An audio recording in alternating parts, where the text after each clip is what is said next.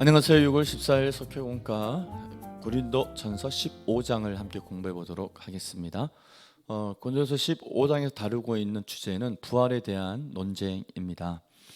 고린도 교회 안에 많은 일에 대한 또 논쟁이 있었는데 그 중에 하나가 부활에 대한 논쟁입니다. 왜냐하면 고린도 교회가 세워진 고린도라고 하는 이 도시 자체가 헬라 문화권 안에 있고 헬라인들의 생각 속에는 부활에 대한 신앙은 아주 어리석은 교리로 받아들여졌기 때문에 그렇습니다.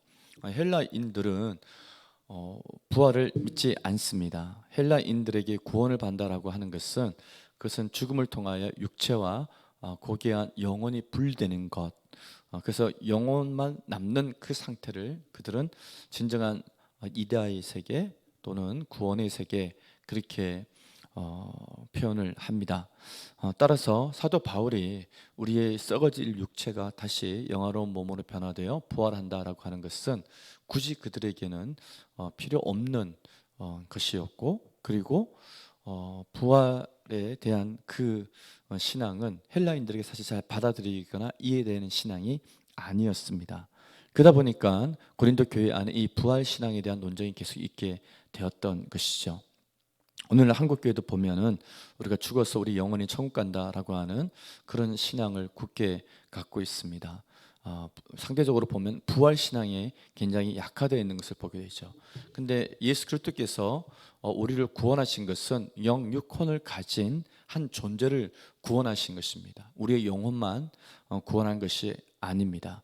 우리 영혼뿐만 아니라 우리의 존재 전체를 구원하셨기 때문에 우리의 영혼이 구원받았다 그 의미 속에는 우리 영혼만 구원받았다는 것이 아니라 나라고 하는 존재, 육을 가지고 있고 또 혼을 갖고 있고 영을 가진 이 존재가 구원받았음을, 그래서 사도 바울이 다시 예수 그리스도 강림하실 때 너희 영과 혼과 육이 온전히 보존되기를 원한다라고 말했던 이유도 그런 이유에서 말한 것입니다. 그래서 기독교의 구원론의 핵심은 십자가 죽음, 우리의 죄를 처리해 주죠. 그리고 또 하나는 부활 신앙입니다. 이것은 떼어서 얘기하는 것이 아니라 십자가와 부활, 이것이 기독교 신앙의 핵심이고 십자가 부활 신앙이 우리를 구원했다, 그렇게 보면 되겠습니다. 그래서 우리 그리스도인의 가장 강력한 신앙은 바로 부활 신앙입니다. 우리는 죽어도 죽는 것이 아니라 예수님 말씀처럼 무릎 살아서 믿는 자는 영원히 죽지 아니하리라 라고 하는 그 말씀대로 우리는 부활을 소망하고 부활에 대한 신앙을 갖고 살아가고 있음을 우리 명확히 알아야 됩니다. 근데 이와 같은 신앙이 헬라 문화권에서는 영혼만 구원받아 천국 가면 되지, 굳이 왜 썩어질 육체, 문제가 많은 육체, 타락한 육체가 다시 부활해야 되냐, 이 필요성에 대해서 느끼지 못했던 것이죠. 그러나 앞서 얘기했듯이 예수님 우리를 구원하신 것은 우리 영혼만 구원한 것이 아니라 영육혼을 가진 우리 존재 전체를 구원하셨다는 것을 우리가 반드시 기억하면서 육체는 마지막 날에 주님 다시 오시는 그날에 영화롭게 변화되고 부활하여서 구원받는다는 것, 그것이 우리의 구원이 온전히 이루어지는 날이라는 것을 우리는 꼭 기억해야 됩니다. 자, 말씀 나누기 보도록 하겠습니다. 첫 번째 문제, 마지막 나팔 소리와 더불어 일어날 변화는 무엇입니까? 자, 마지막 나팔 소리, 어떤 상징적인 표현이죠. 온 세상이 다 알기 쉽게 왕이 강림하듯이 하나님께서 모든 걸 알리시고 우리 주님이 다시 이 땅에 오신다. 그 재림의 날에, 강림하시는 그날에 일어나는 가장 중요한 사건은 바로 부활입니다. 순식간에 호련히 다 변화되리라 말씀하고 있고, 그럼 순식간에 어떻게 다 호련히 변화될 것인가? 이렇게 얘기하고 있습니다. 죽은 자들이 썩지 아니할 것으로 다시 살아나 우리도 변화되리라 얘기하고 있습니다. 죽은 자들, 잠자는 자들, 이미 시신이 썩고 부패하고 뼈만 남은 그 존재들이 다시는 썩지 아니하는, 다시는 죽지 아니하는 존재로 살아날 것이다. 또 그런 몸으로 변화될 것이다 라는 것을 얘기해 주고 있습니다. 그래서 53절에 보면 반드시 썩지 아니할 것을 입겠고 또 죽을 것이 죽지 아니함을 입으리라. 이 몸이 다시 부활한 몸은 영생한다는 것, 다시 죽지 않는다는 것을 또한 강조하고 있는 것을 보게 됩니다. 그래서 마지막 나팔 때 우리 호련히 다 변화되는 일이 일어나는데, 그 변화의 내용은 썩을 몸이 썩지 아니할 것으로 죽을 존재가 죽지 않는 존재로 변화된다라고 얘기하고 있습니다.